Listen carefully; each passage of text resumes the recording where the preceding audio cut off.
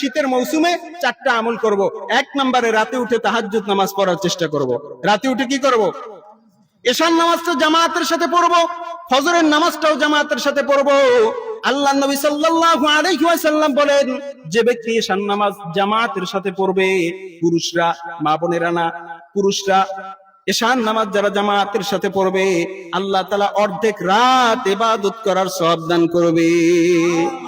ঠিক তেমনি ভাবে কেউ যদি ফজরের নামাজটা জামাতের সাথে আদায় করে, আল্লাহ পাক রব্বুল আলামিন বাকি অর্ধেক রাত, সারা রাত ইবাদত করার সওয়াব দান করে দিবে।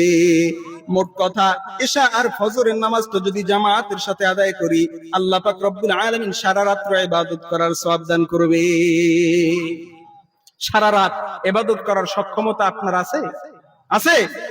নাই?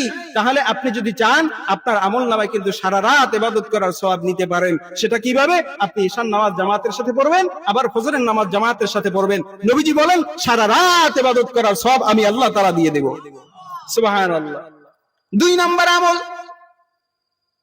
শীতের সময় মানুষের হাত পা একটু শুষ্ক থাকে, সেজন্য ওযু করতে গিয়ে ভালোভাবে একটু ওযু করব। পানি গরমের সিজনে যেমনি ভাবে ভালো মতো ভিজে শরীরটা, শীতের সিজনে কিন্তু অতটা ভালোভাবে ভিজে না, শুষ্ক থাকে। এজন্য সন্দেহ যেন না হয়, ভালো করে আমার হাতটা ধোবো, ভালো করে আমার চেহারাটা ধোবো, ভালো করে আমার পাটা ধোবো, ভালো করে আমার পায়ের আঙ্গুলগুলি খিলাল করব, সুন্দর করে ওযু করব। যদি শুকনা থাকে তাহলে কিন্তু ওযু হবে না।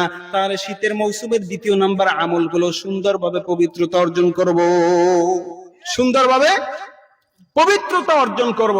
3 নাম্বার আমল, আজকে বাসায় গিয়া নিজের আলমিরার মধ্যে, ওয়ার্ডরোবের মধ্যে দেখবেন আপনার কিছু অতিরিক্ত জিনিস আছে, অতিরিক্ত মাফলার আছে, অতিরিক্ত একটা কানটুপি আছে, অতিরিক্ত একটা সোয়েটার আছে, অতিরিক্ত একটা ফুল হাতার একটা গেঞ্জি আছে, যেটা আপনার লাগে না। ও মুসলমান ইমানদার, যেটা আপনার প্রয়োজন হয় না, সেটা যদি আপনার গরিব মানুষকে আপনি সদকা করে দেন, দান করে দেন, শীতার্ত বস্ত্র হিসেবে যদি আপনি একজন মানুষকে দিয়ে দেন, অসহায় মানুষকে দেন, তাহলে খুশি হবেন কে? জোরে বলেন, খুশি হবেন কে? তাহলে 3 নম্বর আমল কি করব? আমার অপ্রয়োজনীয় শীতের পোশাক বুনিয়াবি, যাদের পোশাক নাই তাদেরকে দিয়ে সহযোগিতা করব। মাদ্রাসায় অনেক এতিম ছাত্র আছে, যাদের একটা ফুল হাতার গেঞ্জি নাই, যাদের একটা শীতের পোশাক নাই, যাদের একটা কম্বল নাই। ও ভাই, তুমি বিদেশি কম্বল গায়ে দিয়ে ঘুমাও, আর মাদ্রাসার অনেক ছাত্র একটা পাতলা কাঁথা গায়ে দিয়ে ঘুমায়, আছে না নাই? এজন্য 3 নাম্বার আমল, শীতের মৌসুমে আমি যাদের শীতের পোশাক নাই তাদেরকে শীতের পোশাকের ব্যবস্থা করব তো ইনশাআল্লাহ। আল্লাহ তাআলা তৌফিক দান করুন। তবে এখানে একটা কথা আছে, শীতের পোশাক দিতে গিয়ে কি করবেন? রাস্তার পাশে একটা লোক অসহায় আছে, তাকে আপনি একটা কম্বল দিবেন, কম্বলটা দিবেন, হাত দিয়ে দিতেছেন, পাশ থেকে একজন লোক রাখবেন, বলবেন আমি যখন কম্বলটা তার গায়ে পেঁচায় দিব, সাথে সাথে ফট করে একটা ছবি তুলবি, সেলফি। কি তুলবি?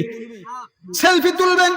পরের দিন সকালে আপনি ফেসবুকে পোস্ট করবেন, জনদরদি অমুক ভাই সামনে অমুক মার্কা নির্বাচন করবে, শীতার্ত বস্ত্র বিতরণ করতেছে নলগোড়া বাজারে।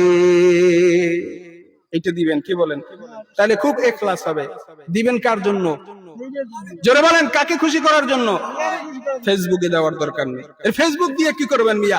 আল্লাহ যদি খুশি হয়, জান্নাতে তো আল্লাহ পাক রব্বুল আলামিন নাজ নিয়ামত দিবে।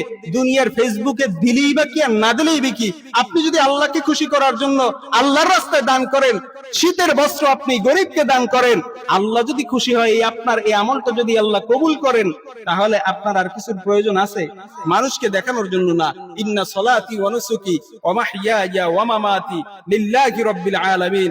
আমার নামাজ, আমার রোজা, আমার হজ, আমার যাকাত, আমার যাবতীয় সব ইবাদত কার জন্য হবে? জোরে বলেন, কার জন্য হবে? আল্লাহর জন্য হবে। সেজন্য আমরা ইখলাসের সাথে আমলগুলি করব ইনশাআল্লাহ। ভাইরা আমার, যে কথাগুলি বললাম শুনলাম, আল্লাহ তাআলা আমাদের সবাইকে আমল করার তৌফিক দান করুক, বলেন আমিন।